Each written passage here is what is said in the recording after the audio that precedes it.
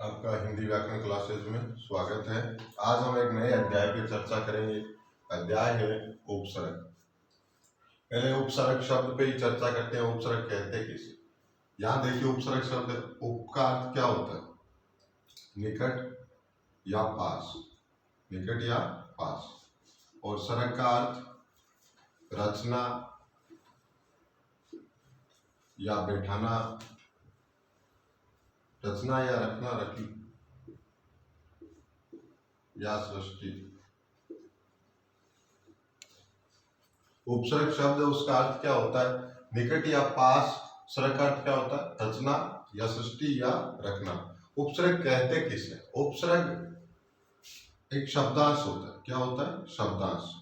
शब्दांश होता है शब्द का भाग। क्या होता है? शब्दांश शब्द का भाग जो मूल शब्द के आगे लगकर, किसके आगे लेकर?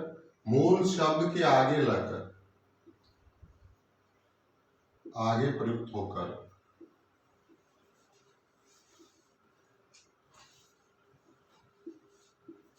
मूल शब्द के आगे प्रयुक्त होकर उसके अर्थ में परिवर्तन करे। उसके अर्थ में परिवर्तन करे। हिंदी में मूल शब्द तो कम ही। उपसर्ग के कारण उन मूल शब्दों से विभिन्न प्रकार के अर्थ निकाले गए। जैसे एक शब्द है हार। हार शब्द का हम क्या तात्पर्य लेते हैं? प्राज्य या माला। प्राज्य या माला। जब इसके आगे उपसर्ग का प्रयोग करेंगे, उपसर्ग क्या होता है? शब्दांश होता है, शब्द का भाग होता है। उसका स्वतंत्र रूप से कोई प्रयोग नहीं किया जाता है, कोई अर्थ नहीं होता। ये मूल शब्द के आगे प्रयुक्त होते हैं। कहाँ पर प्रयुक्त होते हैं? आगे। अगर शब्द के पीछे लगे तो क्या कहलाएगा? प्रत्यय कहलाएगा। जैसे ये हार शब्द है। हार शब्द क्या है? मूल शब्द है। इस शब्द कितने भी शब्द बना सकते हैं। हर शब्द का अपना अलग अर्थ होगा। वैसे हार का अर्थ क्या होता है? प्राज्य या माला। माला या प्राज्य। अब हार शब्द के आगे आ उपसर्ग लगाएंगे, शब्द क्या बनेगा? आहार। आहार का अर्थ क्या होता है? भोजन। ये देखिए अर्थ परिवर्तन हो रहा है। हार शब्द का हार का अर्थ क्या होता है? प्राज्य या माला। जब आ उपसर्ग लगा, अर्थ परिवर्तन हुआ। आहार शब्द अर्थ क्या हुआ? भोजन। इसी प्रकार पर उपसर्ग लगा, प्रहार, चोट, चोट मारना। इसी प्रकार उप उपसर्ग लगा, उपहार। उपहार का अर्थ क्या होता है? भेंट। और सम उपसर्ग लगा, शब्द बना संहार, मारना।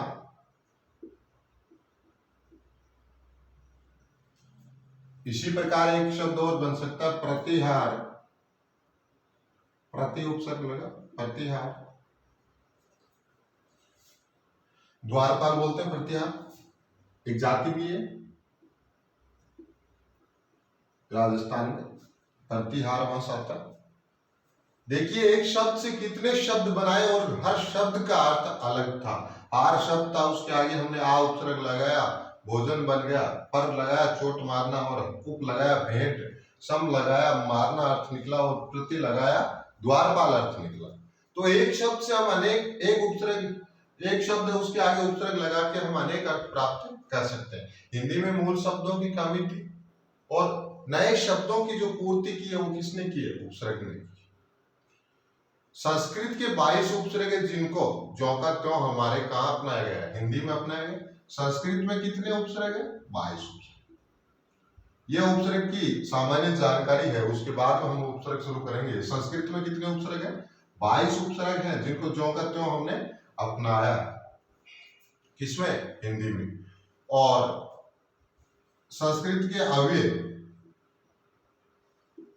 संस्कृत के अव्यय जो उपसर्ग की तरह प्रयुक्त होते हैं, जो उपसर्ग की तरह प्रयुक्त होते हैं, संस्कृत के अव्यय जो उपसर्ग की तरह प्रयुक्त होते हैं उनको भी हमने अपनाया है, उपसर्ग की तरह प्रयोग किया है उनका भी। और हिंदी के भी उपसर्ग है, हिंदी के स्वयं के भी उपसर्ग है। हिंदी के जो उपसर्ग होते हैं वो तद्भव शब्दों के आगे लगते हैं। हिंदी के जो उपसर्ग होते हैं वो किन शब्दों के आगे लगते हैं? तद्भव के आगे लगते हैं। अब आप एक चैप्टर है अपने शब्द रचना में, शब्द प्रकार में तत्सम और तद्भव, उसकी पहचान में ये हिंदी के उपसर्ग आपको बड़ी सहायता पहुंचाएंगे। देखिए किस प्रकार, जैसे शब्द है अवगुण, ये अव उपसर्ग तो संस्कृत का है, अवगुण क्या हो गया, तत्सम हो गए। संस्कृत के उपसर्ग लगे हुए शब्द तत्सम के होते हैं, और जब उपसर्ग हिंदी का लगेगा शब्द किसके होंगे, तद्भव के होंगे। अब इसी को, इसका तद्भव रूप क्या होगा, हिंदी में अव के लिए हमने एक उपसर्ग बनाया है अवगुण, क्या अवगुण, ये अव का तद्भव रूप है औ, औ, औ, शब्द क्या बना, अवगुण। विदेशी भाषा के भी शब्द हिंदी में प्रयोग किए जाते हैं। अब किसी भाषा के शब्दों का हम प्रयोग करेंगे तो उसके उपसर्ग तो आने ही, विदेशी भाषा के उपसर्ग भी हिंदी भाषा में प्रयोग किए जाने लगे। विदेशी भाषा के उपसर्ग भी प्रयोग किए जाने लगे। इस प्रकार हम कह सकते हैं कि उपसर्गों की जो संख्या है उसको निश्चित नहीं कर सकते। ये उपसर्ग के बारे में सामान्य जानकारी थी कि उपसर्ग उप का अर्थ होता है निकट पास और सर्ग का अर्थ रचना और सृष्टि।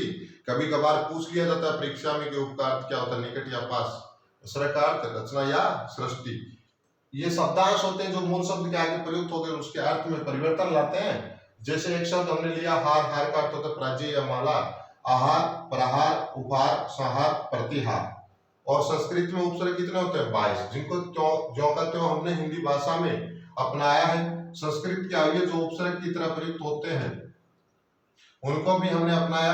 हिंदी के स्वयं के उपसर्ग हैं, विदेशी भाषा के भी उपसर्ग हैं जिनको हमने अपनाया।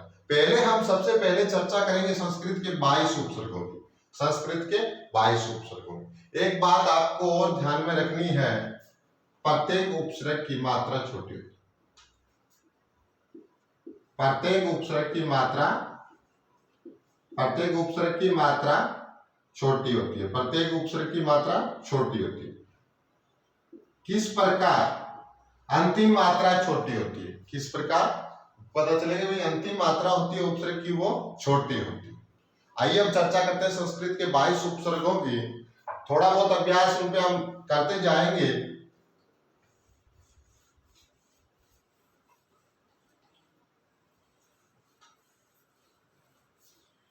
पहला उपसर्ग है, अगर आपको उपसर्ग आने लग गए तो जब हम विलोम शब्द करेंगे विपरार्थी जो, उन्हें उपसर्ग का प्रयोग किया जाएगा। पहला उपसर्ग हम लेते हैं अति। अति का अर्थ क्या होता है, अधिक या परे। ये एकदम आसान चैप्टर है जिसमें से परीक्षा में प्रश्न जो पूछे जाते हैं वो आसान आते हैं, लेकिन ये चैप्टर आपके शब्दकोश में बहुत सहायता करेगा। जैसे उपसर्ग है अति, अति का अर्थ क्या होता है, अधिक या परे। अब शब्द देखिए, एक तो बगैर संधि वाले शब्द होते हैं जिनको पहचानना आसान होता है, और जो संधि वाले शब्द होते हैं वो संधि आएगी तभी पहचाने जाएंगे। जैसे शब्द है अतिवृष्टि,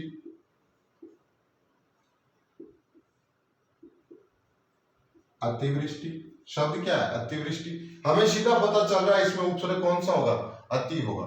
एक शब्द में 2 या 3 उपसर्ग या 4 उपसर्ग भी हो सकते हैं, और हमें उन 3, 4 जितने भी उपसर्ग हैं उनको अलग करने की कला आनी चाहिए। ये अभ्यास से होगा। अतिवृष्टि है, अतिशय है, अतिमानव है।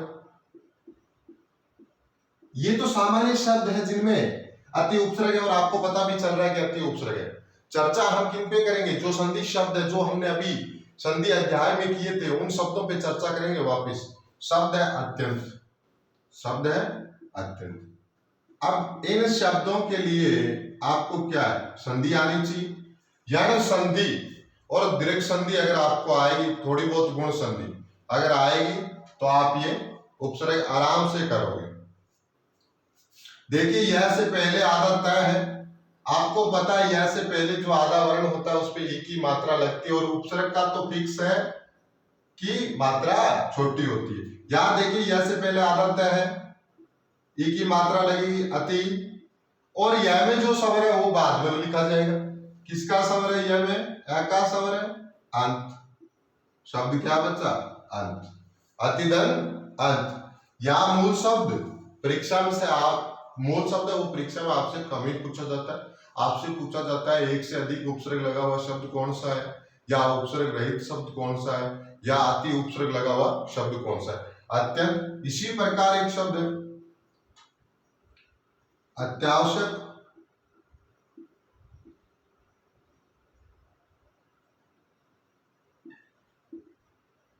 शब्द क्या है? अत्यावश्यक। ध्यान से देखना शब्द को, यह से पहले तय का आधा तय है, एक ही मात्रा लगाएंगे अति। अब दूसरा शब्द यह में शब्द किसका है? आ का है आवश्यक। अब आवश्यक में भी तो एक उपसर्ग और बच गया। जो धीरे धीरे सब उपसर्ग करेंगे तब पता चलेगा कौन कौन से उपसर्ग होते हैं। या आ उपसर्ग और है, कौन सा उपसर्ग और है? आ वैश्य। मूल शब्द क्या बचा? वैश्य। अगर प्रत्यय अलग करने का कहा देता तो प्रत्यय होता था अतिदन आदन, वैश्यक शब्द हुआ। इसी प्रकार शब्द है अतीव। ये सबसे ज्यादा पूछे जाते हैं अतीव और अतीत, दो शब्द है अतीव अतीत। एक अतीन्द्रिय और ले लीजिए।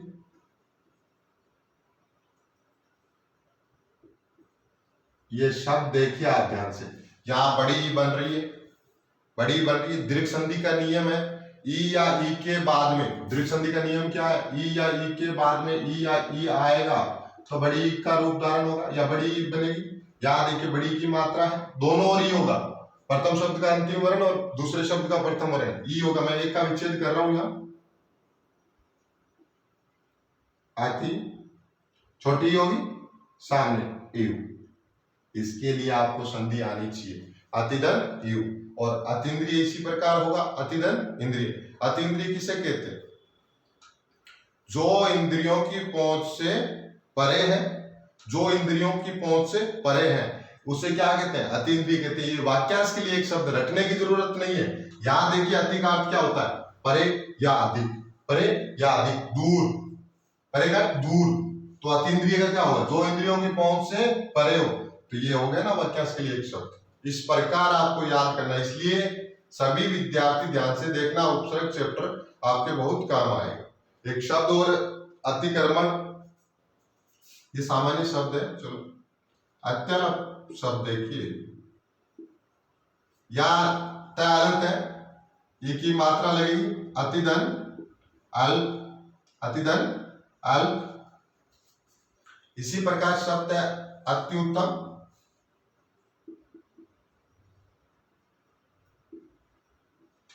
ध्यान से देखना, यह से पहले आदत है तो अति होगा। यह में ऊ का स्वर है उत्तम। उत्तम में देखिए आप, उत्तम शब्द है जहां आपको दो तय नजर आए वहां उपसर्ग कौन सा होता है? उद। कौन सा उपसर्ग होता है? उद। हमने व्यंजन संधि में जितने भी उदाहरण किए और जिनका विच्छेद करते समय हमने उत का प्रयोग किया, संधि रूप होता है उत और उपसर्ग रूप कौन सा होता है? उद। वहां कौन सा उपसर्ग होगा? उद उपसर्ग होगा। इसलिए आपको संधि तो आनी चाहिए। यह था अति उपसर्ग। दूसरे उपसर्ग पे चर्चा करते हैं। दूसरा उपसर्ग कौन सा है? अधि। कौन सा है? अधि। अधि उपसर्ग पे देखिए अधि का अर्थ क्या होगा?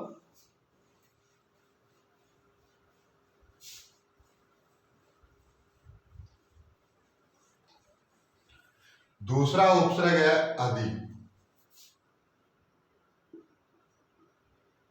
अधि का अर्थ होता है प्रधान या श्रेष्ठ, प्रधान या श्रेष्ठ।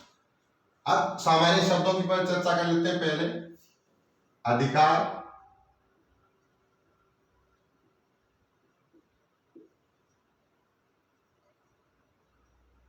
अधिपति,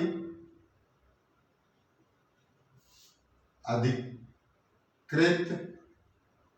ये तो सामान्य शब्द है, इनमें तो आप अभी आपको भी पता चल रहा है। अगर आपको पता होगा कि अधि उपसर्ग होता है तो आप छंटनी कर लोगे। लेकिन जो नियम से जो चलने वाले शब्द है वो देखिए अध्यक्ष, अध्यादेश, अधीन,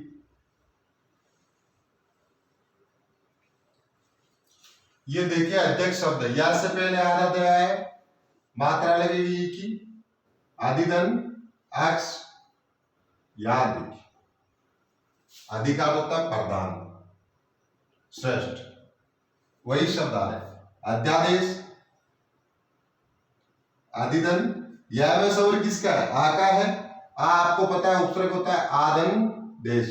मूल शब्द क्या हुआ अध्यादेश में, देश हो गया, दो उपसर्ग हो गए, कौन कौन से, पहला तो आपको भी पता है अधि होगा, दूसरा उपसर्ग आ, यह शब्द है अधीन, बड़ी एक ही मात्रा है, विच्छेद करेंगे हम, अधिधन इन, मूल शब्द इन बच गया, उपसर्ग क्या हो गया, अधि हो गया, उपसर्ग क्या हो गया, अधि हो गया। एक शब्द है अध्यात्म, इस शब्द को थोड़ा सा ध्यान से देख लेना, अध्यात्म, अधिधन आत्म, कहीं आप आत्म में आ उपसर्ग मत करना, या आत्म मूल शब्द है, अधिधन आत्म, क्या है, अधिधन आत्म।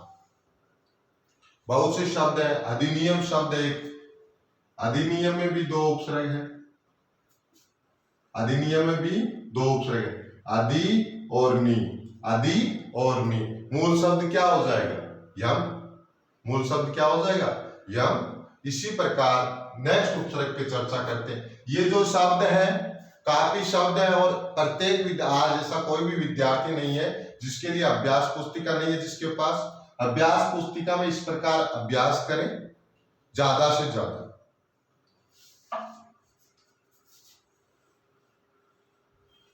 तीसरा उपसर्ग देखिए अनु, इस उपसर्ग को ध्यान से देखना, इसके जो प्रश्न आएंगे वो, अनु का अर्थ होता है पीछे, पीछे या समान, पीछे या समान। एक शब्द है अनुज, शब्द है अनुज,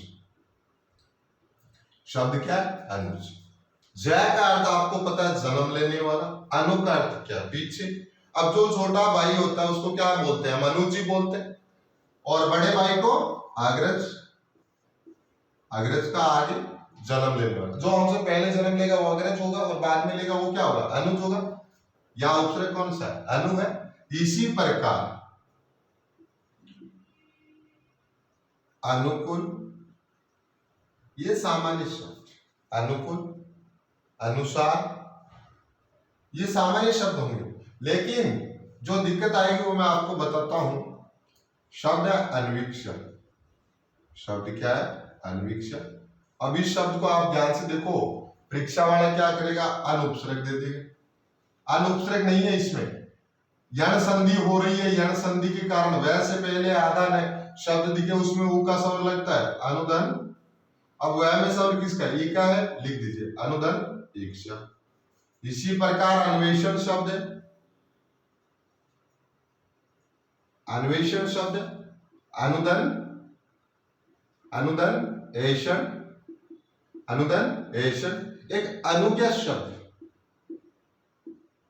क्या है, अनुज्ञा शब्द है, इसमें कौन सा उपसर्ग है, ज्ञा, ठीक है, अरे सॉरी अनु उपसर्ग है, और ज्ञा मूल शब्द है। अब जो अनु उपसर्ग की मुख्य बात है वो अब है, देखिए शब्द है अनुदित, दीर्घ संधि के उदाहरण भी आएंगे, ये एक शब्द दीर्घ संधि का मैंने लिए, अनुदित, यहां बड़े ऊ का स्वर है, अनु धन। अब ऊ भी उस तरफ, अगर इस तरफ ऊ आया तो उस तरफ ऊ आएगा, धन के बाद में भी ऊ आएगा, तभी तो बड़ा ऊ बनेगा, उदित, अनुधन उदित। अब एक शब्द देखिए परीक्षा के लिए उपयोगी शब्द है अनुपयोगी। इस शब्द में कहीं आप सबसे ज्यादा जो गलती होती है उपसर्ग में, वो इस उपसर्ग में होती है, अनु उपसर्ग को लेके। अब आपको सीधा सा नजर आ रहा है इसमें अनु है और इसमें अनु नहीं है, कहीं आप इसमें अनु मत कर देना। इसमें भी आपको पता है नु बड़ा आ रहा है तो आप अनु नहीं करेंगे, ये संधि रूप है, संधि से बने हुए शब्द है। ये शब्द देखिए अनुपयोगी, इसमें क्या है, अनु उपसर्ग नहीं है, उपसर्ग क्या है, अन है, क्या है, अन। और उप योगी शब्द है, जिसमें उपयोगी में भी कौन सा उपसर्ग है, उप शब्द है, उप उपसर्ग है, योगी मूल शब्द। यहां देखिए अनुपयोगी में कौन सा उपसर्ग है, अनु, कौन सा है, अनु उपसर्ग है, और अनुपयोगी में अन उपसर्ग है, उपयोगी मूल शब्द है। अब इसको सीधा सा देखेंगे तो आपको लगेगा कि अनुपसर्ग है। इसी प्रकार अनुत्तर है,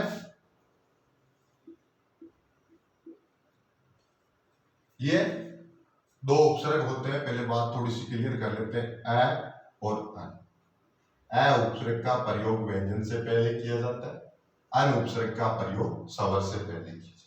यहां देखिए स्वर है, अ उपसर्ग का नहीं होगा। अगर आपको बोल दे उपयोगी, इसका विलोम बनाइए, अ उपयोगी नहीं होगा, अनुपयोगी, अन का प्रयोग किया जाएगा। जैसे देखिए अनुत्तर शब्द अन, धन, उत्तर, अनुपसर्ग। क्यों आया अनुपसर्ग? क्योंकि प्रथम शब्द क्या था? स्वर था। स्वर के आगे हमेशा कौन सा उपसर्ग लगता है?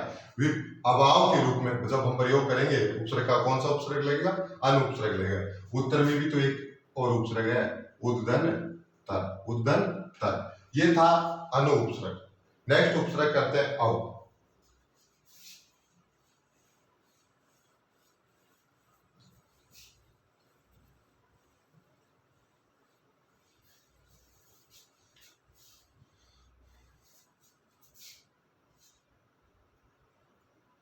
औ उपसर्ग है। औ का अर्थ होता है बुरा, हीन, बुरा, हीन। औ का अर्थ क्या होता है? बुरा, हीन। अवगुण,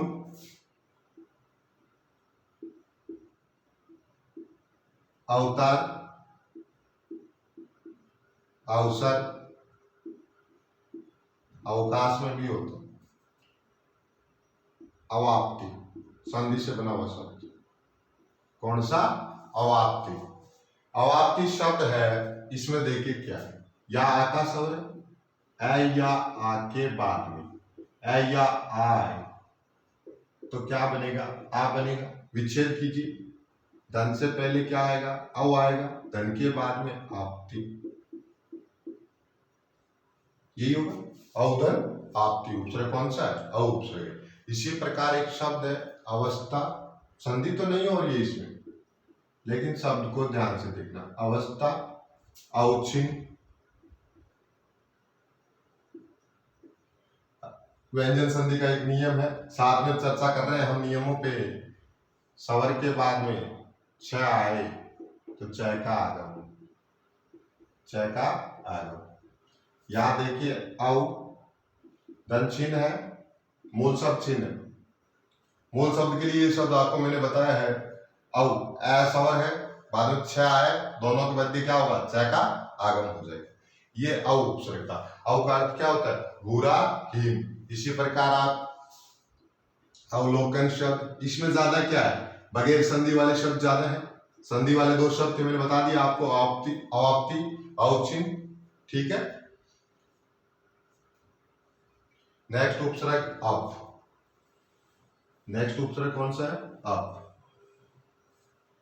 अप उपसर्ग के बारे में देखिए, अप का अर्थ क्या होता है? अप का अर्थ होता है बुरा, विपरीत। अप का अर्थ क्या होता है? बुरा और विपरीत, विपरीत होता है। अप का अर्थ क्या होता है? बुरा, विपरीत। अब शब्द है अपशकुन, देखिए विपरीत अर्थ आ रहा है। अपशकुन,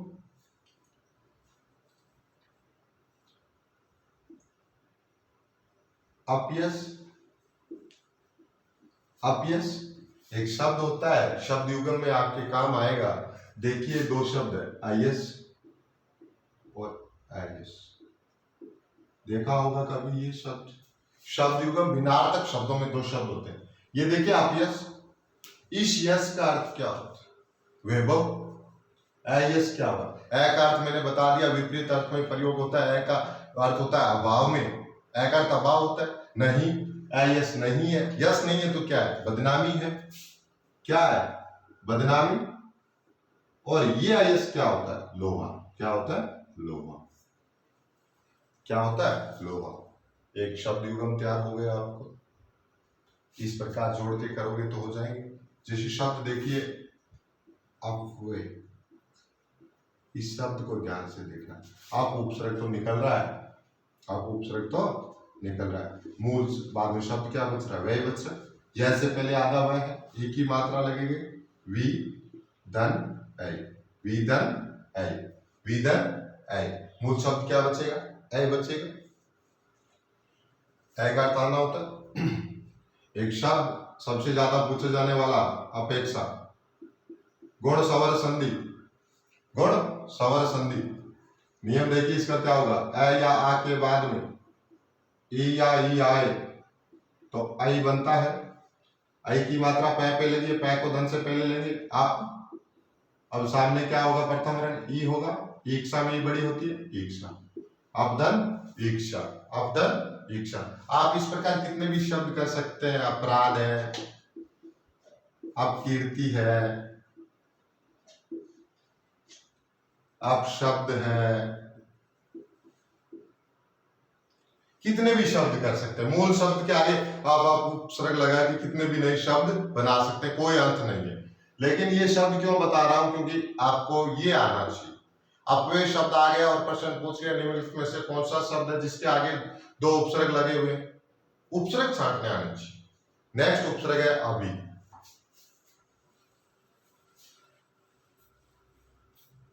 नेक्स्ट उपसर्ग अभी। अभी उपसर्ग के बारे में देखिए कुछ शब्द हम करेंगे। अभी और अधि का प्रश्न आता है, एकदम इजी प्रश्न आता है और संधि वाला आता है, पता भी चलता है। क्यों? क्योंकि अभी में भ और अधि में ध, सामान्य सी बात है। अभी सामने, पास और, सामने पास और, ये और शब्द जो आया है हमारे पास और बोलते हैं, ये भी दो है।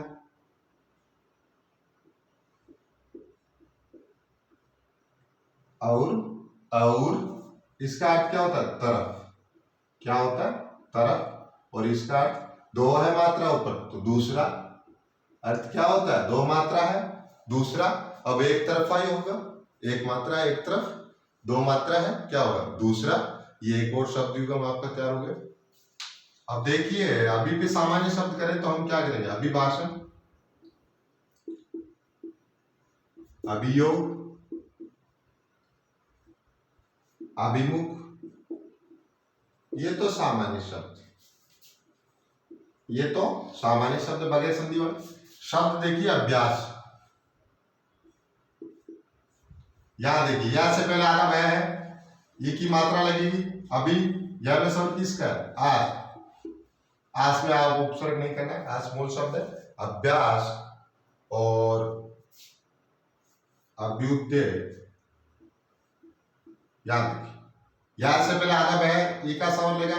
अभी शब्द क्या बच गया? उदय। उदय में भी क्या है? उददन ऐ, उददन ऐ।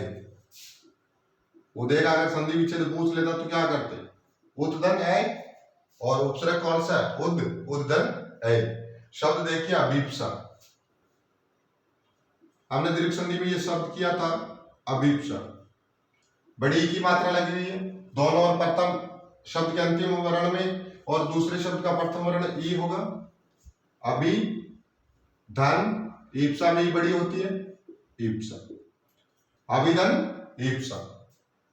इसी प्रकार शब्द है अभ्युत्थान। इस शब्द को ध्यान से देखना, मूल शब्द पूछ सकता है आपको परीक्षा में। अभ्युत्थान, यह से पहले आधा है, ई की मात्रा लगेगी। अभी एक उपसर्ग तो हमने अलग कर लिया है। अभिधन, उत्थान। उत्थान शब्द हमने संधि में किया था, तय के बाद में दंत्य स आ रहा था। ये नियम हमने किया था, तय के बाद में दंत्य स आएगा, दंत्य स का लोप, दंत्य स का लोप। यहां हमने जहां जहां संधि में तय का प्रयोग किया वहां किसका प्रयोग करेंगे? दय का प्रयोग करेंगे। उत्थान में उपसर्ग किसका वो क्या होगा? उद। अब देखिए इस तय के कारण किसका लोप हुआ था? स का लोप हुआ था। स वापिस लेके आ जाएंगे। उद्धन स्थान। मूल शब्द क्या होता है उत्थान में? स्थान होता है। क्या होता है? स्थान होता है। इसी प्रकार अव्याकृत है।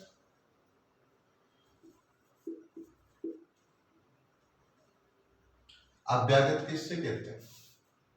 राजस्थानी में कहावत अव्याकृत है। ये तो मेहमान होता है ना, मेहमान, वो अपने हाथ से कोई काम नहीं करता है, उससे कहते हैं अव्याकृत। अभ्यागत होता है राजस्थानी में प्रयोग किया जाता है, जिसका सामान्य अर्थ होता है ये कुछ नहीं कर सकते, लाचार, काम कुछ नहीं करेगा मेहमान। उपसर्ग देखिए यहाँ, यह से पहले भय का भय है, ई का स्वर लगेगा अभिधन। अब देखिए गत, आगत में कौन सा उपसर्ग होगा, आगत। शब्द क्या बना, अभ्यागत। इसका एक और है, अभ्यागत को क्या कहते हैं, अतिथि। इस शब्द को ध्यान से देखना, ये आज बहुत बार पूछा हुआ शब्द, मैंने उस समय नहीं बताया। अति उपसर्ग में अतिथि शब्द है, इसमें अति उपसर्ग नहीं है, अ उपसर्ग है। कौन सा है, अ उपसर्ग है। तिथि, मेहमान कभी बताकर नहीं आता है, जिसकी तिथि फिक्स नहीं हो उसी को कहते हैं अतिथि, अतिथि। हम वो क्या बोलते हैं, अतिथि। होता क्या है, अतिथि, अतिथि। अ नहीं, तिथि नहीं है जिसकी फिक्स, वो कौन होता है, मेहमान ही होता है। इसमें अति उपसर्ग नहीं है, ध्यान में रखना। इसमें उपसर्ग कौन सा है, अ उपसर्ग है। कौन सा उपसर्ग है, अ उपसर्ग है। आइए अगले शब्द, एक दो शब्द और कर लेते हैं। अभिदा, एक शब्द है अभिदा, ये इसलिए बता रहा हूं कहीं आप इसमें अ उपसर्ग मत कर देना। इसमें अभी उपसर्ग है, अभी उपसर्ग और धा मूल शब्द है, अभी उपसर्ग और धा मूल शब्द है। इसी प्रकार एक शब्द है अभ्यर्थी, अभ्यर्थी। शब्द को ध्यान से देखना, अभ्यर्थी शब्द है, यह से पहले आधा भय है, यह से पहले आधा भय, ई का स्वर लगेगा अभिधन अर्थी। और इस अर्थी को भी ध्यान से देखना, ये आप काफी बार पढ़ चुके हो, विद्यार्थी के पीछे भी अर्थी आया था, यहां भी अर्थी आया। अर्थी का अर्थ क्या होता है, दो शब्द बने, एक अर्थी, इसका अर्थ क्या होता है, चाहने वाला, चाहने वाला। अब विद्यार्थी में आता है, आपको भी पता है, कभी भूल जाओ, विद्यार्थी में अर्थी आता है चाहने वाला। किसको चाहने वाला, विद्या को चाहने वाला। एक होता है अरथी।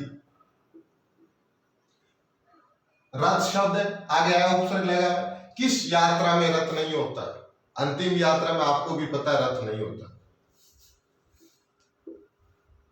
शव यात्रा बोल सकते हैं या अंतिम यात्रा, शव यात्रा या अंतिम यात्रा। अरथी, अर्थी, अर्थी का क्या होता है, चाहने वाला, अरथी का शव यात्रा।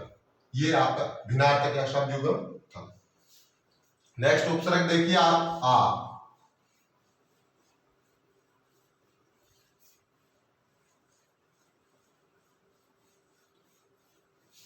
उपसर्ग में ज्यादा कुछ नहीं है। अगर आपने आ उपसर्ग का ढंग से अभ्यास कर लिया, दीर्घ संधि का पहला नियम पूरा हो जाएगा। आ का अर्थ क्या होता है, तक या से। शब्द देखिए, आजन्म, सामान्य शब्द है, आजन्म, आज्ञा, आदेश, आयात, आमोद, आजीवन, आबालवृत, बालावृत,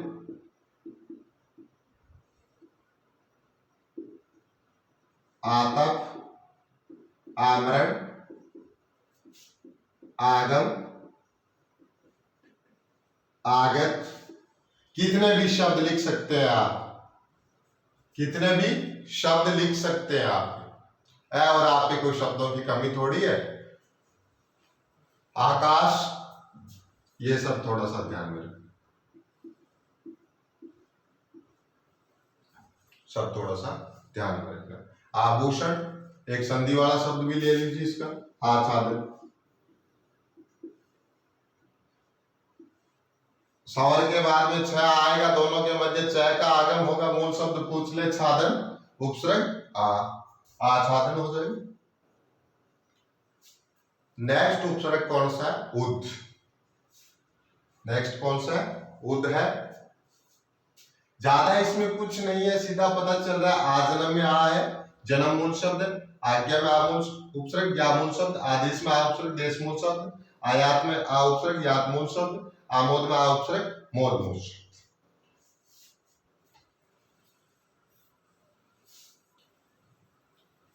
नेक्स्ट उपसर्ग है आपके उद। संधि में इसका अर्थ होता है ऊपर या श्रेष्ठ। ऊपर या श्रेष्ठ, ऊपर या श्रेष्ठ। जितने भी शब्द हमने उत वाले किए थे वहां, वो सारे उदाहरण हम यहां ले सकते हैं। जैसे शब्द है उत्पन्न, जब आधा तय दिखे उसका विच्छेद भी इसी प्रकार करते हैं हम, उद्दन पन। इसी प्रकार उत्कंठा, आधे तय को किस में बदलेंगे, उद्दन कंठा। उन्नति, उद्दन, याद रखिए आधा ने संधि में तो किस में बदलेगा, तय में बदलेगा, उद्दन नति होगा। उपसर्ग में उद्दन नति। अगर इसका संधि पूछ ले तो उद्दन नति, उद्दन नति। उन्नयन, उद्दन नयन। उल्लेख, उद्दन लेख। उल्लास, उद्दन लास। उच्चारण, उद्दन चारण। और जाना पहचाना शब्द उज्ज्वल, उद्दन जवल। जहां जहां हमने संधि में उत का प्रयोग किया वो सारे शब्द देखिए। उच्चारण, चाहे किसका बन रहा था, तय का बन रहा था, उपसर्ग क्या बनेगा, उद। संधि विच्छेद करेंगे तो उद्दन जवल होगा और उपसर्ग उद्दन जवल। उल्लास, उद्दन लास। उन्नति, उद्दन नति। उन्नयन, उद्दन नयन। और उल्लेख, उद्दन लेख। उच्छृंखल भी देख लीजिए एक शब्द, चाय वाला नियम। उद्दन श्रृंखल शब्द, शब्द क्या बनेगा, उच्छृंखल। शब्द शुद्धि में पूछा जाता है, आपको पूछ ले उद लगा हुआ, उद उपसर्ग लगा हुआ शब्द कौन सा नहीं है, तो इसमें अधिकतर जो शब्द आएंगे वो संधि कार्य वाले। अभ्यास करना पड़ेगा, पहचानने का तरीका क्या है। जहां हम संधि में उत का प्रयोग कर रहे थे, एक का 3 बन रहा था और एक का 5 भी बन रहा था, वो सारे शब्द किस में आएंगे, इसमें। नेक्स्ट उपसर्ग है उप। उपसर्ग वाला ही उप है। उप का अर्थ होता है पास, सहायक। उप का अर्थ होता है, 9 नंबर उपसर्ग आ गया। उप का अर्थ होता है पास, सहायक। उपयोग, उपभोग, उपवन, उपमंत्री, ये शब्द सामान्य शब्द। परीक्षा की दृष्टि से देखिए आप, उपेक्षा, ये यहां देखिए आई की मात्रा लगी हुई, गुण संधि हो रही है, शब्द क्या बनेगा, उपसर्ग अलग होगा, उप, शब्द क्या होगा, इच्छा। इसी प्रकार उपायुक्त, उपायुक्त, उपायुक्त, ये शब्द याद रखिए, दीर्घ संधि बन रही है, आ बन रहा है, उप, धन आयु, आयु, ये। अब इसमें भी किसका उपसर्ग, क्या उपसर्ग है, आ युक्त, युक्त मूल शब्द।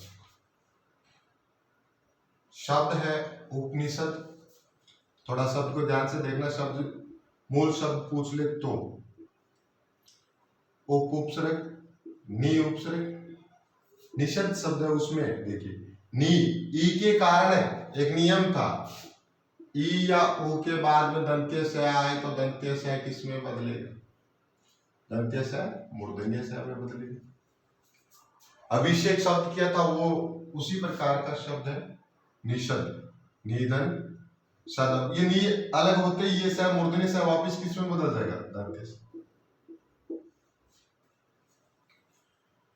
उपमा, ये शब्द इसलिए बताया है क्योंकि जब एक आधा वर्ण बचे तो आप मूल शब्द अलग नहीं कर पाते हैं। उपमा, उप उपसर्ग है, मा मूल शब्द, ये तो था उप उपसर्ग। नेक्स्ट उपसर्ग देखिए, चर्चा करते हैं दूर और दुष पे। दूर और दुष पे साथ में चर्चा करेंगे। एक और दूर तुलनात्मक अध्ययन दूर और दुष का। दूर दुष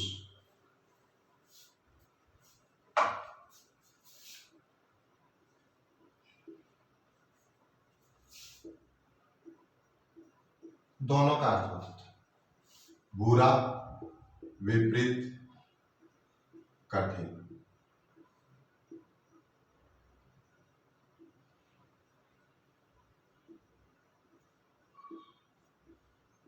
एक बात और, वाक्यांश में जो भी दया से संबंधित वर्ण शब्द बनेंगे वाक्यांश के लिए एक शब्द में, वो सारे इन दोनों से क्लियर हो जाएंगे। ध्यान से देखना, अर्थ क्या है, बुरा, विपरीत, कठिन। दूर का प्रयोग घोष व्यंजन से पहले होता है और दुष का प्रयोग अघोष। विसर्ग संधि हमने की, ऊ का स्वर हो, ई का स्वर हो, बाद में कोई घोष आए, विसर्ग का क्या होता है, आधार है। ई का स्वर हो और ऊ का स्वर हो, बाद में च छ श आए तो तालव्य स आधा। अगर क प फ आए तो मूर्धन्य स। अगर त थ और स आए तो दंत से। ये स तीनों बनेंगे। इसमें स्वर किसका, एक का तो है ही नहीं, वो निर्न इसमें काम आएगा। यहाँ दू में स्वर किसका, वो का स्वर है।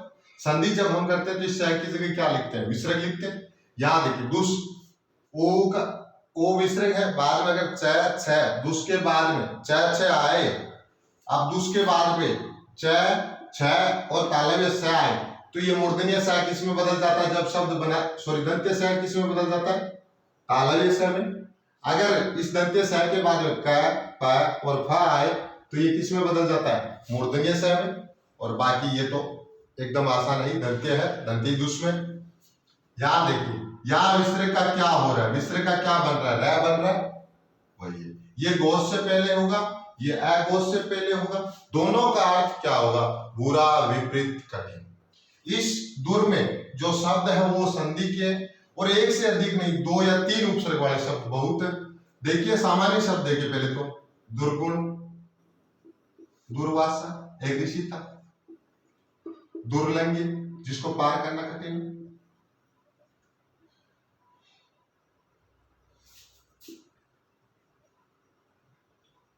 दुर्जन, ये तो सामान्य शब्द है। क्या आ रहा है, दूर आ रहा है, बाद में घोष आ रहा है, रह ऊपर जा रहा है। अब देखिए दुरासन, शब्द को देखिए दुरासन। यहां देखिए रह में आ का स्वर है, और उपसर्ग में हमारे पास क्या होता है, रह आधा होता है। दुर्धन आसन, दुर्धन आसन एक शब्द है, दुर्व्यवहार। ध्यान से देखना, शब्द के टुकड़े करेंगे हम। दुर्व्यवहार, पहला उपसर्ग तो आपको नजर आ गया होगा, दुर अलग कर दिया, शब्द क्या बचा, व्यवहार। यहां देखिए, यह से पहले आधा वह है, ई का स्वर लगेगा, वी, यह में स्वर किसका है का, बाद में लिखेंगे औहार।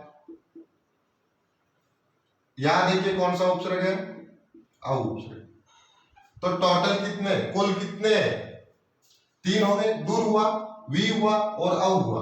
मूल शब्द क्या हुआ, हार हुआ। दूर, धन, वी, धन, औ, धन, हार। इसी प्रकार अगर हम शब्द लें, दूर पे चर्चा कर रहे हैं पहले, दुर्बी संधि,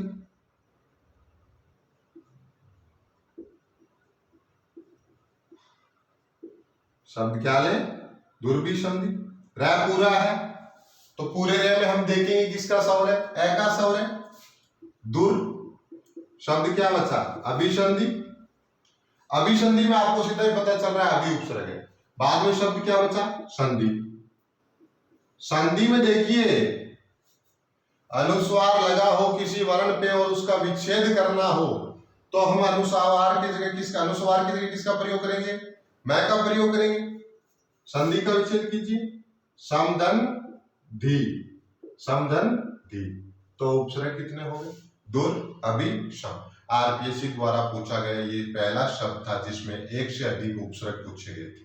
पहले जो प्रश्न आते थे सीधे आते थे, दूर लगा हुआ शब्द कौन सा नहीं है, नी लगा हुआ कौन सा शब्द नहीं है। ये शब्द जब आया तो इसमें बुरे भाव से की गई संधि दुर्भी संधि होती, तो दुर्भी संधि में कितने उपसर्ग? तीन, एक से अधिक उपसर्ग। एक शब्द देखिए, दुराचार,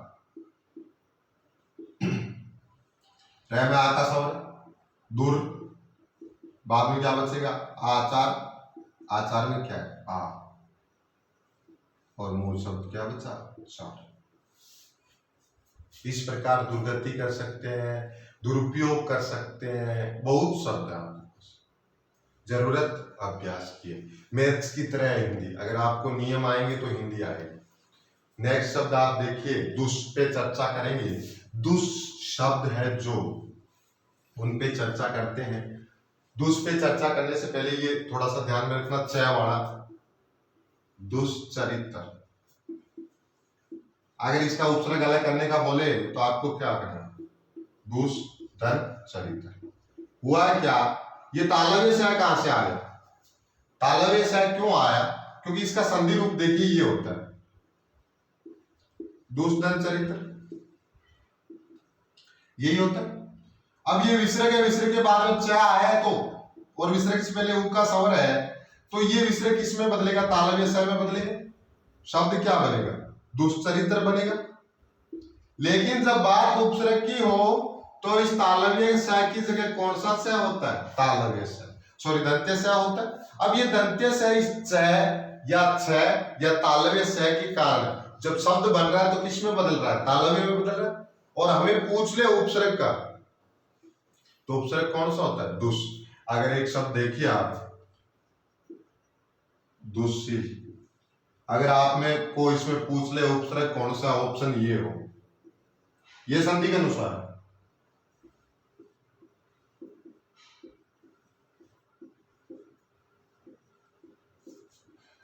ये ऑप्शन, तो एक बात आपको ध्यान में रखनी है, दुष उपसर्ग यही होगा, दुष उपसर्ग यही होगा। स जिसमें दंत्य हो वही उपसर्ग होता है। शब्द देखिए, इसी प्रकार क्या वाले पे करेंगे हम?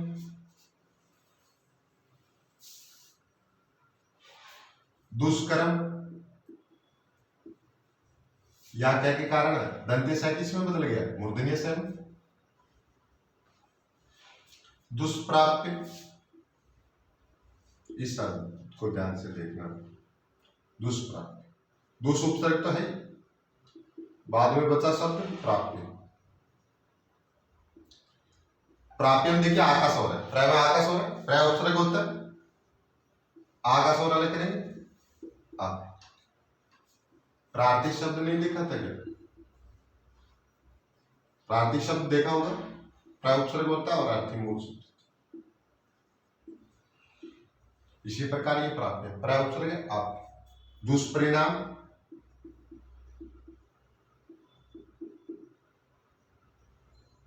दुष में दुष उपसर्ग है, दुष्परिणाम में दुष तो है, परि उपसर्ग है। अब ये रह के कारण नए अणे में बदल रहा है, नाम मूल शब्द होगा।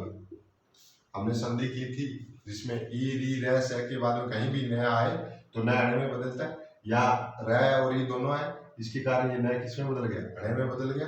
जब अलग करेंगे तो अणे को वापिस नए में बदल देंगे। शब्द देखिए दुस्तर, यहां तो कोई दिक्कत ही नहीं आएगी, सीधा पता चल रहा है उपसर्ग कौन सा? दुष। दु उपसर्ग नहीं होता, ये ध्यान रखिए। एक होता है हिंदी में दु, लेकिन उसमें विसर्ग नहीं लगा होता दु। संख्यावाची उपसर्ग होते हैं हिंदी में, दु, ती, चो, पच, ये उपसर्ग होते हैं। दुनाली, दुधारी, दुमुई, तिरंगा, तिराया, चौकोर, चौराहा और पंचरंगी, पंचलड़ी, ये होते हैं।